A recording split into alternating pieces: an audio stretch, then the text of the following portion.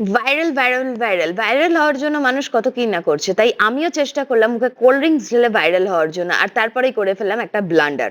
চারিদিকে মানুষ কত কি করে ভাইরাল হচ্ছে অ্যান্ড আজকে আমার মাথায়ও ভূত চেপেছে। আমিও আজকে ভাইরাল হয়েই ছাড়বো। আর বসে পড়েছি তাই আজকে 10 কিলোর মেকআপ নিয়ে মুখে লাগানোর জন্য অ্যান্ড এমন মেকআপ করব যাতে করে মাও চিনতে না পারে যে আমি মায়েরই মেয়ে।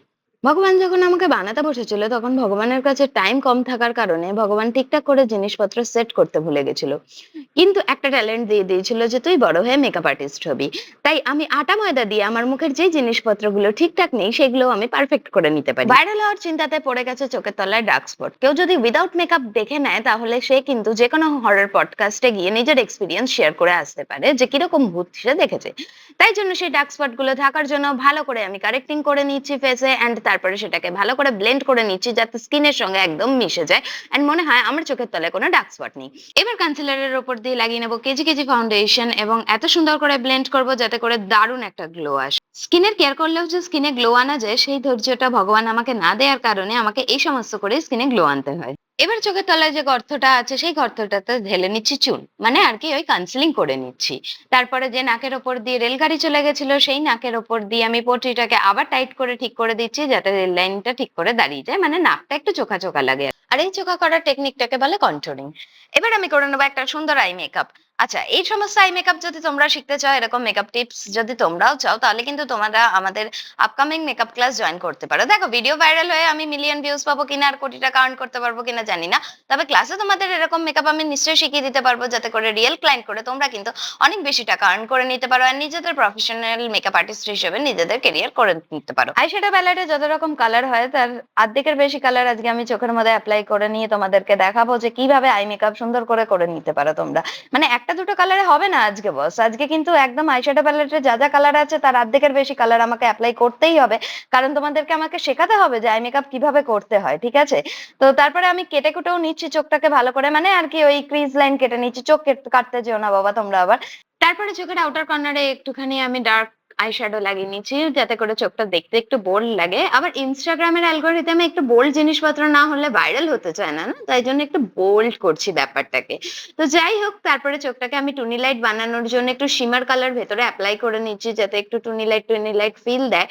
এরপরে আমি আইলাইনার এপ্লাই করে নিয়েছি এন্ড আইলাইনারটা কিন্তু একদম সেই কাজল নয়নে হরিণীর মতন টেনে টেনে করবো, একদম টেনে টেনে। আজকে কোনো জিনিস কম হবে না, তাতে মাস্কারা হোক, কাজল হোক, ফাউন্ডেশন হোক, যে কোনো জিনিস আজকে বেশি বেশি করে অ্যাপ্লাই করবো যাতে করে মনে হয় আমি কিছু একটা করেছি এন্ড 10 কেজির মেকআপ যে পুরো আমি মুখে লাগিয়েছি সেটা যাতে বোঝা যায়।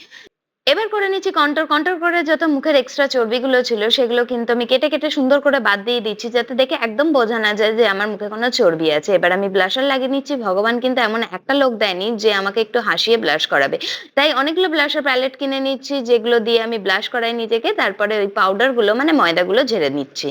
এবার 10 কেজির মেকআপ গঙ্গা জলে ছিটে মানে সেটিং স্প্রে দিয়ে ভালো করে সেট করে নেওয়ার পরে ভালো করে লাগিয়ে নিচ্ছি হাইলাইটার যাতে মুখটা টুনি লাইট থেকে হ্যালোজেনে পরিণত হয়ে যায়। তারপরে লাগিয়ে নিচ্ছি আইল্যাশ।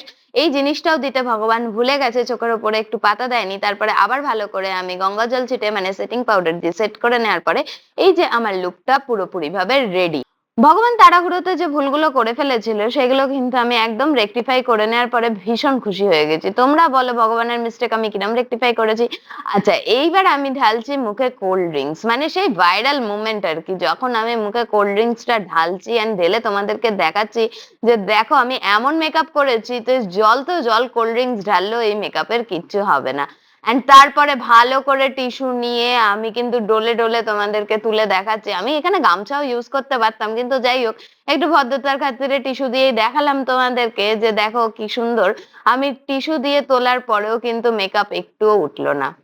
টানা 4 ঘন্টা নষ্ট করার পরে মুখটাকে যখন একটু মানুষের মতন করে তুলতে পেরেছি তখন তোমাদেরকে একটু ঢং করে দেখাচ্ছি যে দেখো 4 ঘন্টা মেকআপ করার পরে এবং 10 কিলো মেকআপ লাগানোর পরে মুখটা আমার কিরকম হয়েছে।